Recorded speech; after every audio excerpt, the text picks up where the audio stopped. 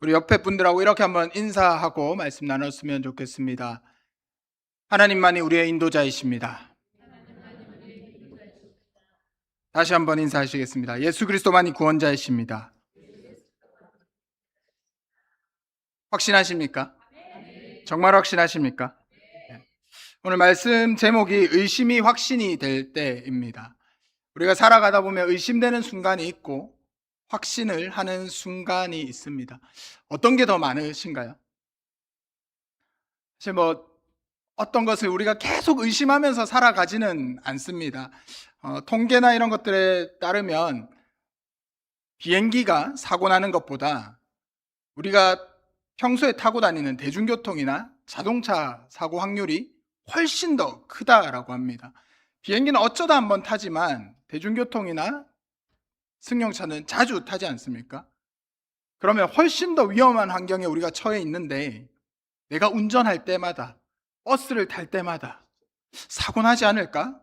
의심하는 사람은 거의 없을 겁니다. 확신 역시 마찬가지입니다. 우리가 하루 일과를 보내고 귀가하면 그곳에 나의 집이 있는 거 너무 당연합니다. 그런데 퇴근길에 친구와 저녁 약속이 끝나고 집으로 돌아가면서 우리 집이 과연 있을까? 그런 생각을 하는 분은 아무도 없을 겁니다. 그럼에도 불구하고 분명히 우리 인생 가운데는 의심이 들 때가 있고 확신이 들 때가 있습니다. 어떨 때 의심이 드시나요?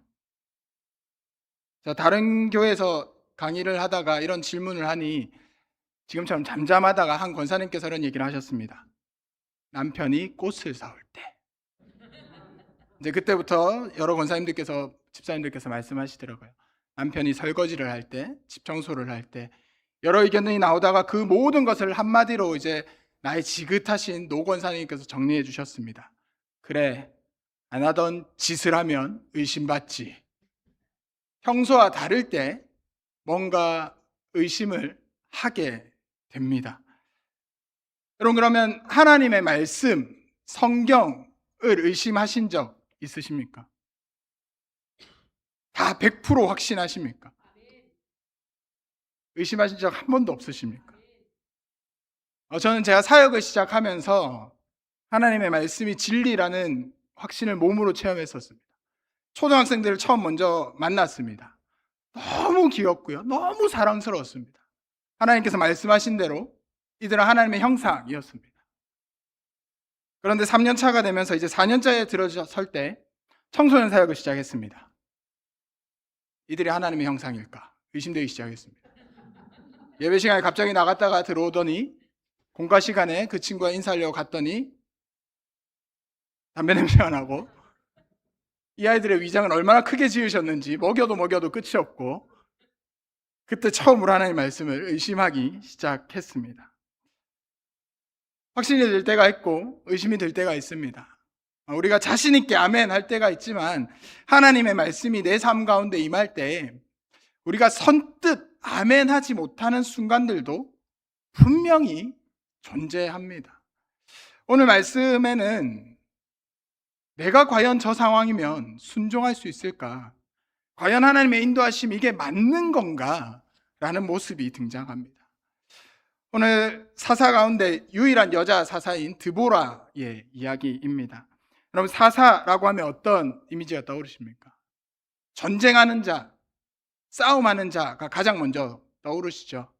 가장 우리에게 잘 알려진 사사들의 이야기가 삼손의 이야기, 기드온의 이야기, 다 싸우고 크게 승리한 사람들의 이야기이기 때문에 사사라고 하면 뭔가 용감한 장수의 모습이나 전쟁에 유능한 자의 모습이 떠오르실 겁니다.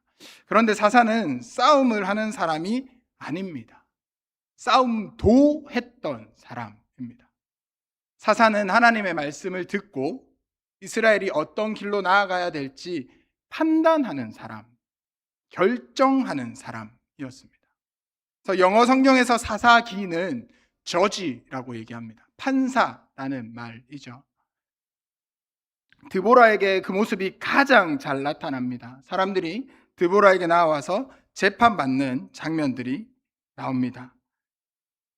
그런데 사사기의 이야기를 보면 사사시대의 그 모습을 한 절로 딱 요약하는 구절이 있죠. 그때에 왕이 없으므로 각기 제 소견에 오른 대로 행하였더라. 이스라엘 백성들은 왕이 없어서 자기 마음대로 행했다라고 이야기를 하고 있는데, 사실 이스라엘에게는 왕이 있었습니다. 하나님이 그들의 왕이셨죠. 하지만 그들에게 성경에서 왕이 없었다라고 얘기하는데, 그들에게 또 다른 왕이 있었습니다. 자기 소견에 오른 대로 스스로가 왕이 되어서 선택하고 살아갔던, 그렇게 불순종의 모습으로 살아갔던 시대가 사사 시대였습니다. 드보라 역시 전쟁을 하게 됩니다. 드보라 시대 때 맞서 싸웠던 민족은 하솔이라는 민족입니다. 하솔의 왕이 야빈이라는 왕이고요.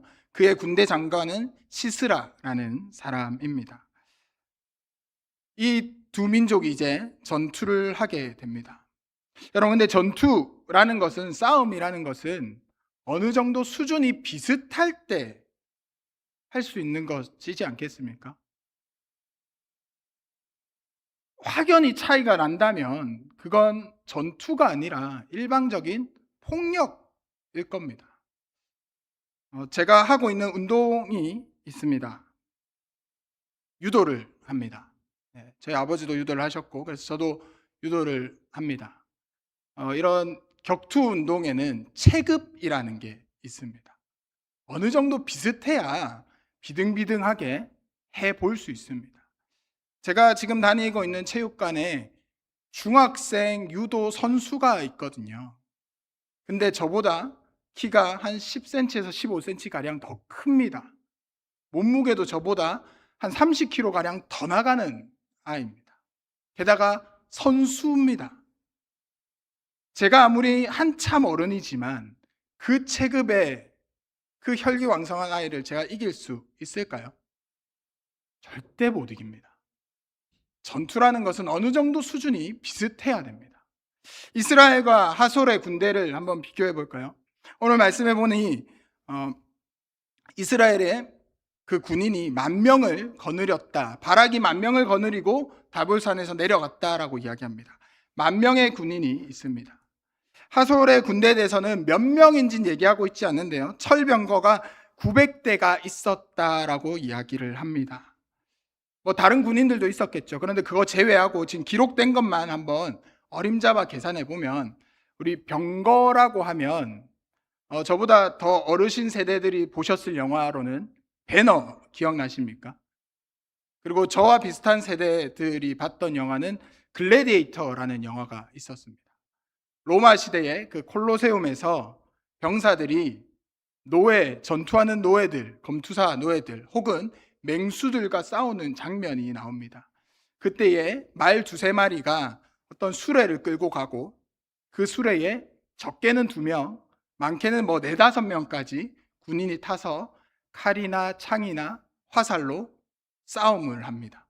그렇게 말이 끄는 수레가 병거입니다.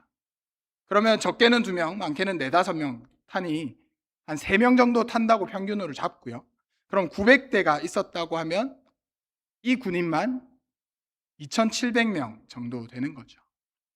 그럼 10,000명과 2,700명의 싸움, 누가 이기겠습니까?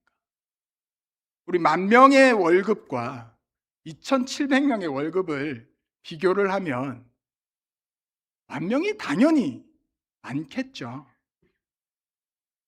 조금 다르게 비교를 해볼까요?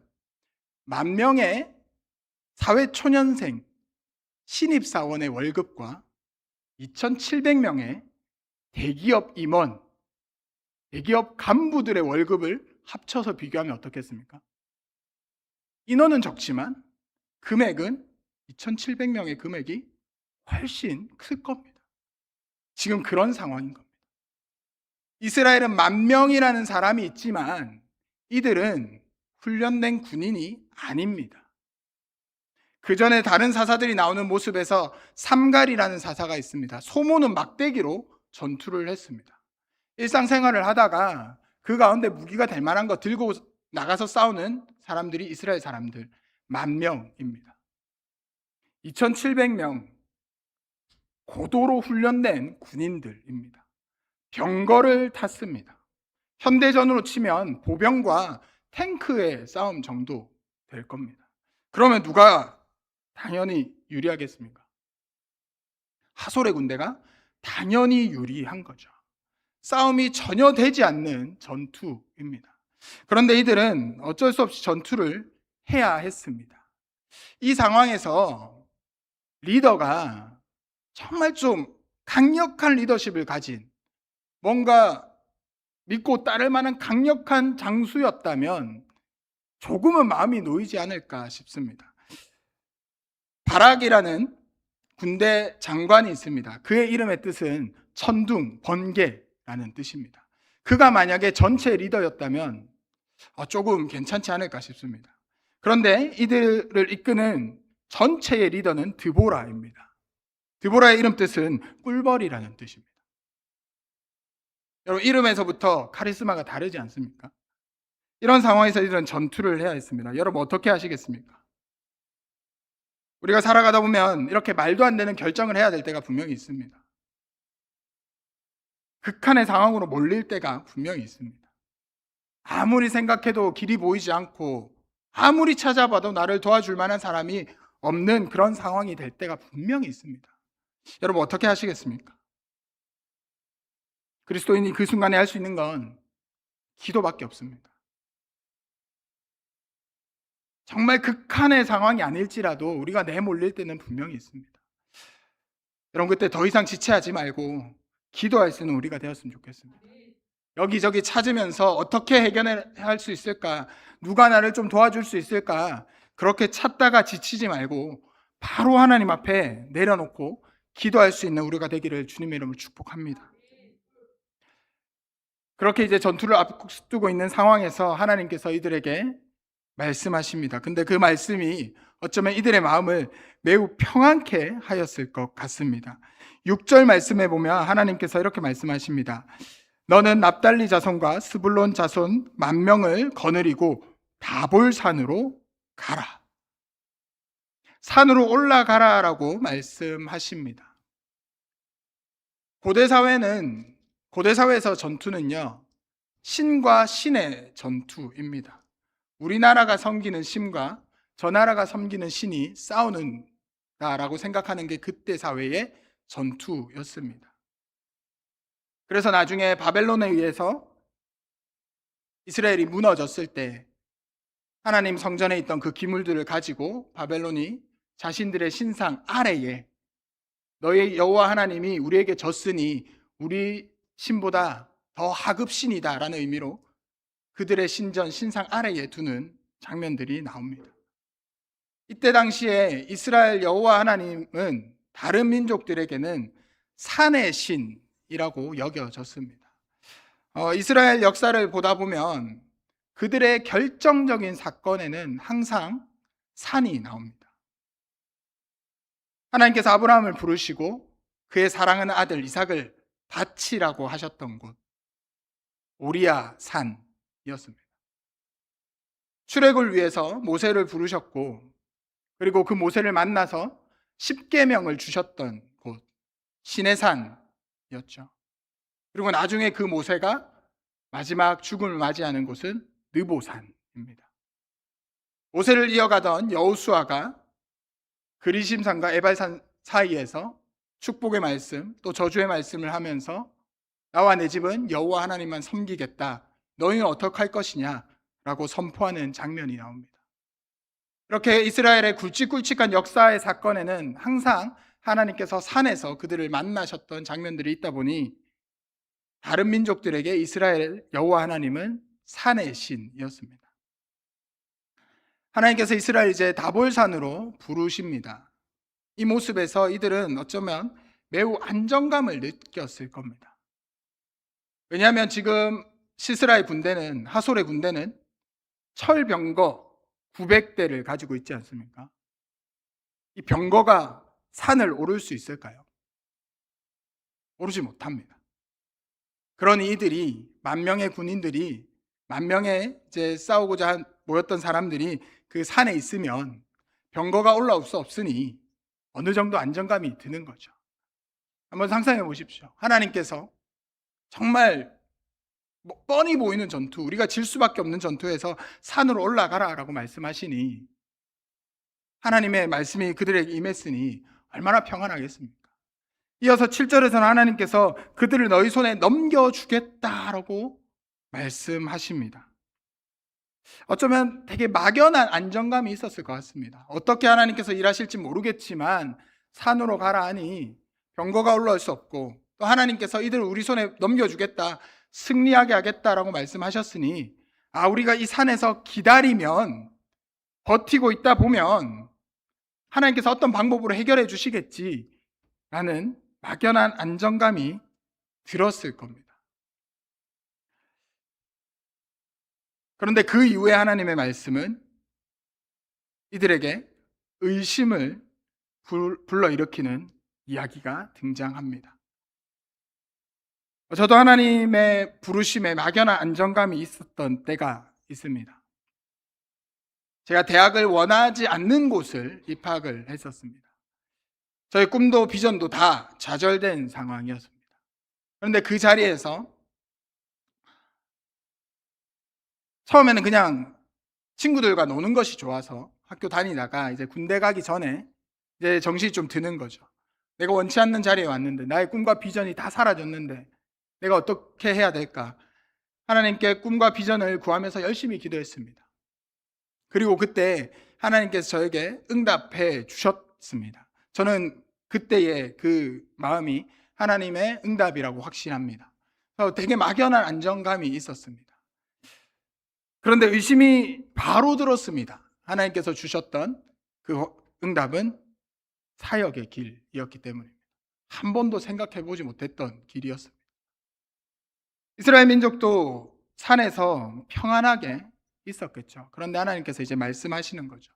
14절 말씀에 보면 다볼산에서 내려가라라고 말씀하십니다. 하나님의 말씀이 드보라에게 임하고, 드보라가 이제 군대 장관 바락에게 얘기하는 거죠. 드보라가 바락에게 이르되 일어나라, 이는 여호와께서 시스라를 내 손에 넘겨주신 날이라. 여호와께서 너의 앞에 나가지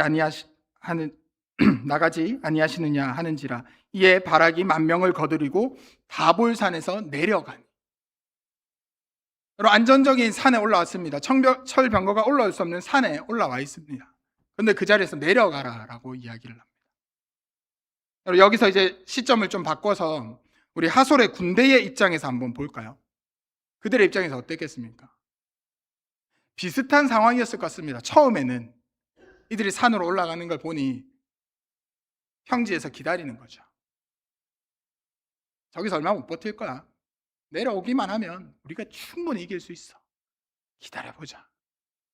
그러고 있는데 이제 내려오는 모습이 보이는 거죠. 그러면 이스라엘 민족은 그 가운데 어떻게 내려왔겠습니까? 확신 가지고 내려왔을까요? 여러분, 이 상황에서 확신 가지고 내려오실 수 있으십니까? 평안한 마음 가운데에 내려오실 수 있으십니까? 철병거가 기다리고 있는 그 평지로 내려간다는 것은 자살행위입니다. 하나님의 말씀에 의심되지 않았을까요?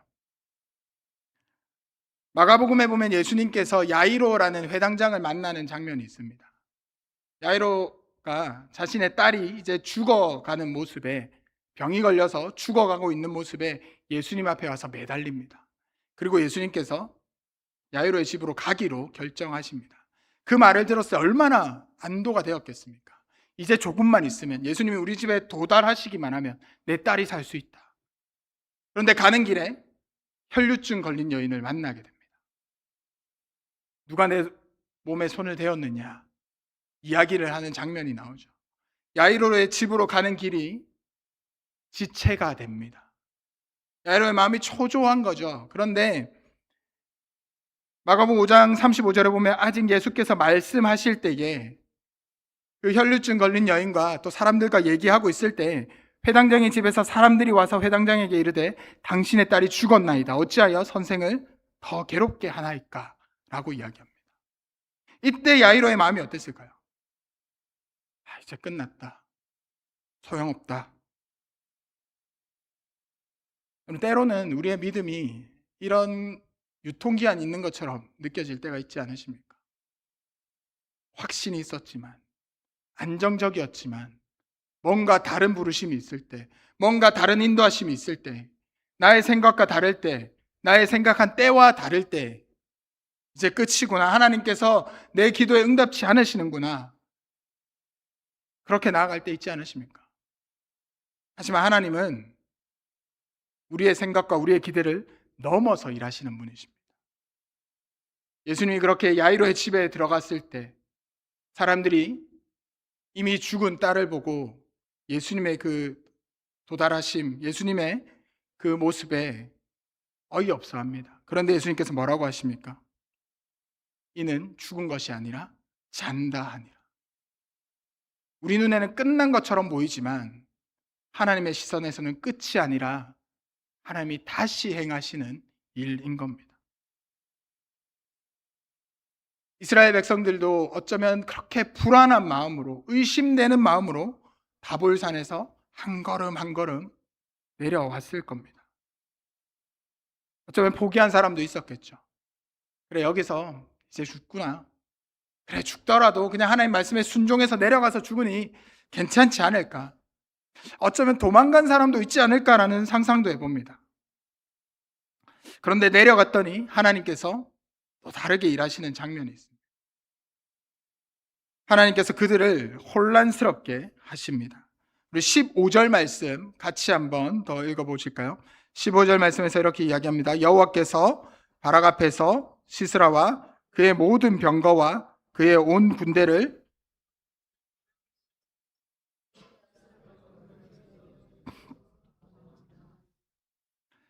시스라가 보니 이스라엘이 내려오고 있습니다.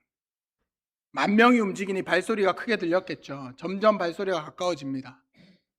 시스라가 조금만 더 기다려라.